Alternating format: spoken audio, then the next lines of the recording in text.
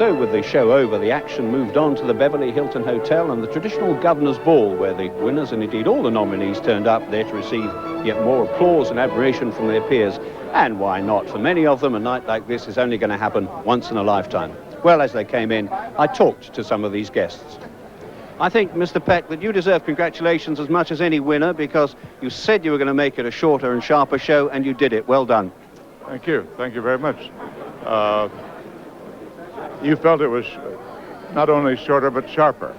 I think it's the best I've seen. Good, good. Well, that's what we were trying to do. Thank you very much. What about the end, though, when Laurence Olivier did away with the formality of naming the nominees and just went straight into the winner? Was he expected to do that? Well, it was a slight error, but the outcome was the correct one, and I think he helped us cut perhaps 2 minutes from the show.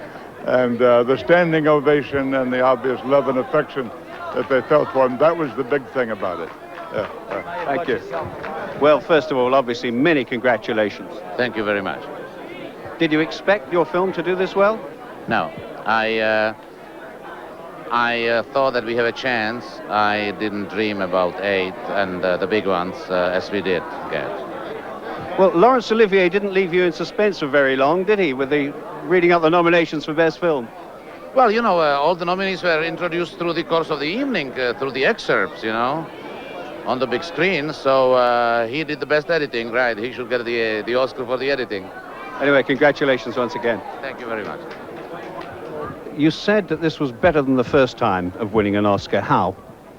Well, I think probably because the first time it was so new and I was so overwhelmed by it, and I was so worried of making a fool out of myself, which is a silly thing actually to worry about, that I kind of cut off my emotional life. And this time I told myself I just wasn't going to be worried about whether I fell down or whether I was able to speak or whether I made any sense. Basically because I wanted the Academy and the people who had voted for me, the people in my business, to know how much it meant to me. And however foolish I seemed, I wanted them to know that. Well, I think they got the message. And how nice for you now to have a companion to the other one. Really? Balance that out, right? Hello, BBC. Hi. Listen, I'm sorry you didn't win. How do you feel about it?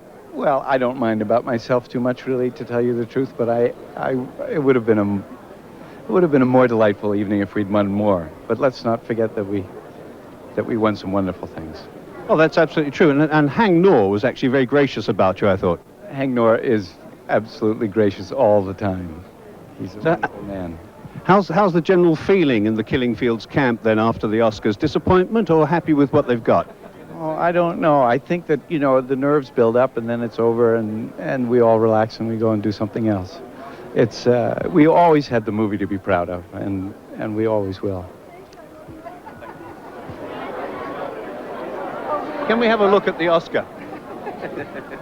Oh, thank you very much, thank you very much. How does it feel to have it?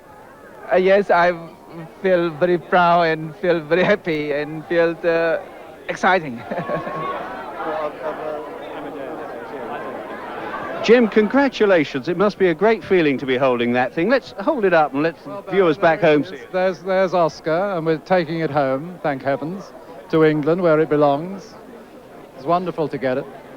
What's the feeling in the Killing Fields camp at the moment about the awards? I haven't seen a soul since I was in back of stage at the ceremony, so I haven't spoken to anybody. I'm sure David's a little disappointed he didn't get Best Film, but nevertheless he's got 3, I believe. I think we got 3.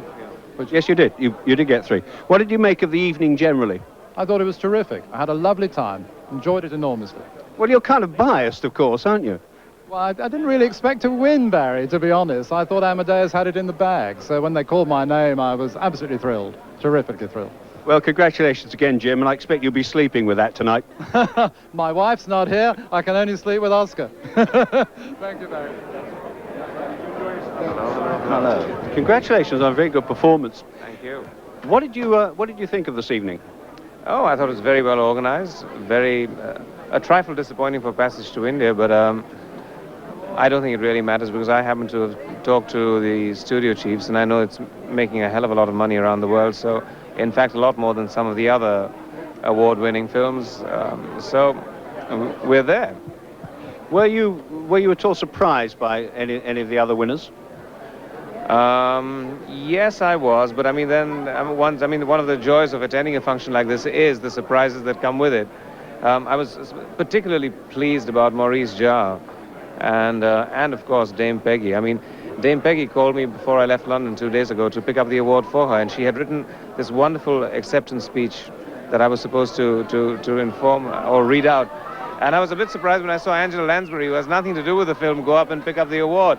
So I don't know how that happened, but I'm so pleased for her and for the people of England, I mean, whom she represents. I mean, it's a moment of glory that I, having worked with her, will cherish, and that I'm sure she will cherish. And I wish her a very speedy recovery if she was watching this.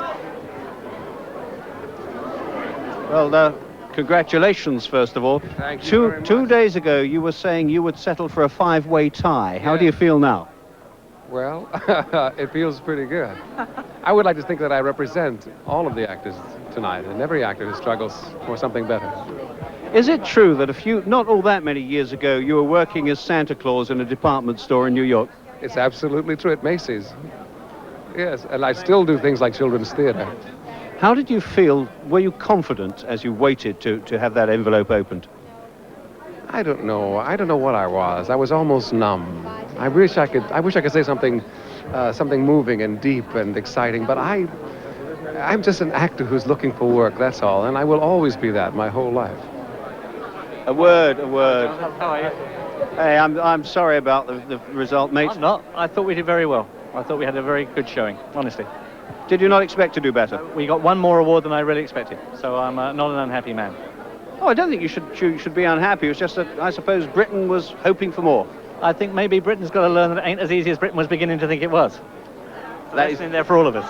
That's probably true. Otherwise, what did you think of the evening? I thought it was a good evening, very good evening. I mean, I'm very happy to have lost to Amadeus. I think it's a fine film, and I have no complaints. And it was nice for HAING to get the award, right? Oh yeah, it's fantastic. And Jim Clark. I mean, that was very special for me, very special. So now I'm well pleased, without the responsibilities that poor old Saul's got. He's got to give speeches for the next 4 days. I can go home. That's very true. Well done, David. Listen, we're meeting for breakfast tomorrow. 9:30 still on? Right, great. Well, this morning, inevitably, I suppose the awards dominate the local papers. The general consensus of opinion seems to be that it was one of Oscar's better nights, but hugely predictable. And so, indeed, it was. I don't think there were any real surprises at all. Everything seemed to go exactly the way the bookmakers had forecast. 8 awards for Amadeus, 3 for The Killing Fields, 2 for A Passage to India. I must say, I'm a bit disappointed that David Lean, who'd been nominated in 3 categories, walked away with nothing, and on his 77th birthday, too. That was a bit ungenerous. Still, with me now, as promised, I have David Putnam. David, what did you make of the night as a whole? I thought it was a good night. I mean, I found that the attempt to compress the awards, strange enough, I felt slightly backfired because it lost some glamour. And there was a kind of sense of hustle and bustle, which came off as something less than energy, or more than, yes, less than energy, but and also less than glamorous.